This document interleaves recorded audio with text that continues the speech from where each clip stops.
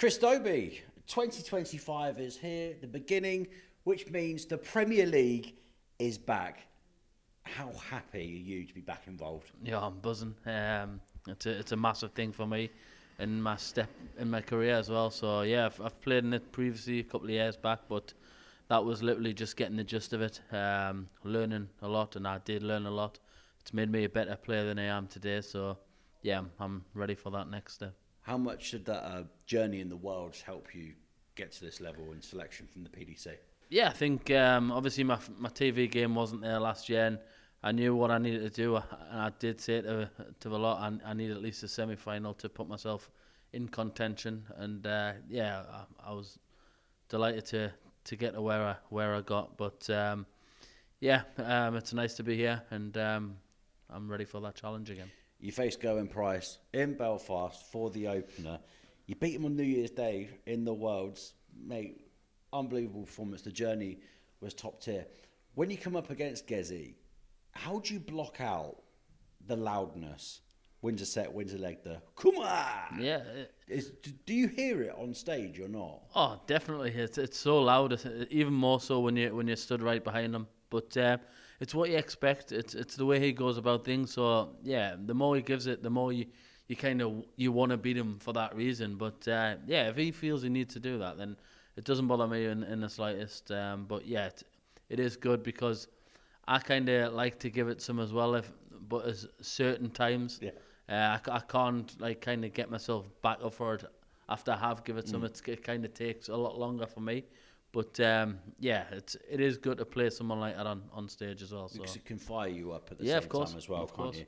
2025 so far, we've had 3 tournaments. You wouldn't believe it. Like we're just straight into another season off the back of the Worlds.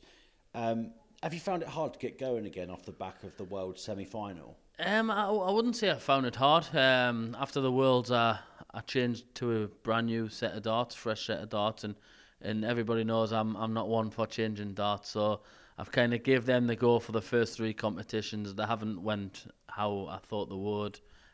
So yeah, fresh start. I'm back to my old reliable darts, and yeah, hopefully you can see more of the old Chris Dobey. I always wonder about these questions, like the psychological factors of you going on such a journey at Ali Pali in the Worlds, reaching the semi-final, but failing to reach the final. Do you look back on it fondly, or do you look back on it like, oh, what could have been? Yeah, you can't dwell on it. You kind of my motto is every year in the Worlds I want to better what I've done the previous year, and yeah, you've just got to move on from that and build on and try and go from strength to strength. And like I said, I tried something that I haven't done in the past, which is I tried to start from scratch with a new fresh set of darts, and yeah, a bit grippy for me. So yeah, it takes some wearing in, and I'm gonna go back to my normal darts. Go back to the doors. Watch this space right here. Chris Dobey's going to be throwing absolute rockets, mate. Coming into this Premier League season as well, how much have you grown since that first time that you were involved in the setup? Yeah, I think the Premier League 2 years ago it has made me a better player. I know I can win. I proved it on the floor. It's picked my floor game, because when I was in the Premier League a couple of years ago, my floor game didn't go to plan. I was going in the room thinking I can't get myself up for this because I'm playing in big arenas. So that year off the Premier League last year, kind of brought my floor game to where it should be. I kind of got back up. I ended the season number 1 on the floor, and yeah, I'm looking forward to hopefully emerge the floor and the TV stuff together. Traffic management is what you worked in before stepping onto the hockey, and because I always say this, darts players are the closest you can get to sports stars being real people. Yeah. Me and you are pretty much exactly the same, apart from I grew up down south. You're a Geordie and you can throw darts better than me. You're normal people. A lot of footballers aren't normal people. Yeah. Can you just tell us day to day what that used to look like before stepping onto the hockey? Because it is such a mad career change. It's crazy. There were 12-hour day shifts, 12-hour night shifts. So I literally used to get to the yard for 6 a.m. So I was up for 5:30 in the morning, go and load the wagon or the pickup up with the signs and cones and you go on what road you were closing roads or putting signs out on the motorway, ready to walk on a job on the motorways. And this is in the northeast as well. Yeah, the northeast. It's a lot of. There was a lot of when there was work to be done. It was a lot of hard work, but sometimes on the night shift it was literally just maintenance. So you were just maintaining the job that was already on, and you kind of sometimes you have the odd hour sleep, one of your friend. But yeah, it was. I enjoyed it, and I met some great lads, great friends, and yeah, it's like I said, it's a normal job. How would you mentioned the hours then? How would you find time to practice? Would you put an oche and a dart stand up in the trailer and just get some floodlights on it and have a little practice on a break? Nah, honestly, you couldn't throw. So I was literally once I threw, I think early morning shift. I think after that I used to go out on a night time at darts, and that was the only time I could get practice.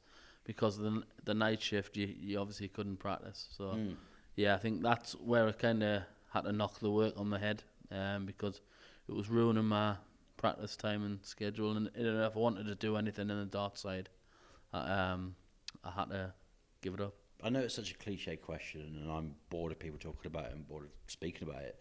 But has anyone sort of like said nasty words to you or said anything, not snide, but with your inclusion in the Premier League, are people just overreacting? Like, I know people want to be at this stage and whatnot. It's not ranked. Yeah. And do you think some people, pundits, fans, even players, I'm not saying get a grip, but get a grip? Yeah, I think you see a lot on social media. Everybody who thought was going to be in, you do get the odd message, especially after I lost, I think in Bahrain, I lost to Stephen Bunton. You get the odd message saying, "Oh, you shouldn't. Why are you in the Prem? You shouldn't be in the Prem." Blah blah. But let's say I worked hard. I think I did feel I'd done enough to put myself in the mix, in contention. Obviously, my floor game, I finished the number one on the floor at the end of the end, and I do think the semi-final helped me on the way to getting selected. So. Yeah, kind of just try not to read too much into it, because it's just their opinion. They're entitled to their own opinion, and yeah, I'm in and they're not. So yeah, it's one of them. I know you're a massive Newcastle fan, and I can remember where were you? It was at World Champs when you were like, it was Newcastle Man United. Yeah, and you're like, have I got time to get to Old Trafford? Get to Old Trafford. Carabao Cup semi-final again tonight, mate. Yeah. I know you're playing tomorrow. Have you got a flight waiting on the tarmac at Belfast Airport to take you back to Newcastle? Nah. Or are you watching it on the box? Yeah, I think there's a few of us going to go out and soak in the atmosphere and watch the game. So yeah, we've kind of got 1 foot in the final already. It's you've just got to start early, because the weekend's result wasn't great, and then Arsenal had a big win against City. So yeah, it's going to be a tough watch. St James's is their kryptonite, though, mate. Yeah, of course, we've got a good record against Arsenal at home, and they haven't beaten us many times. I think in their last 8 attempts, I think they might have only won 1 at St James's. So, yeah, I'm looking forward to it. I think we can get the job done. And I asked Stephen Bunting a similar question like this, but about Liverpool. You reached the Carabao Cup final in 2023, lost to Manchester United. Would you give up winning any tournaments this year, you as a professional darts player, just so Newcastle could win a Carabao Cup? Yeah, I'll give it one of the Pro Tour ones, definitely. So yeah, the floor event, I'll definitely give up to see Newcastle but win every that. single one? Nah, not any. Nah. Obviously, you're there for yourself. So I've had the question in the past: Newcastle to win the league or Dobey to win the league. They're going to start thinking you're a Mackem. Yeah. So nah, you're there for yourself. They're there as a team, and regardless of whether they win, I'll be 100% behind them. So.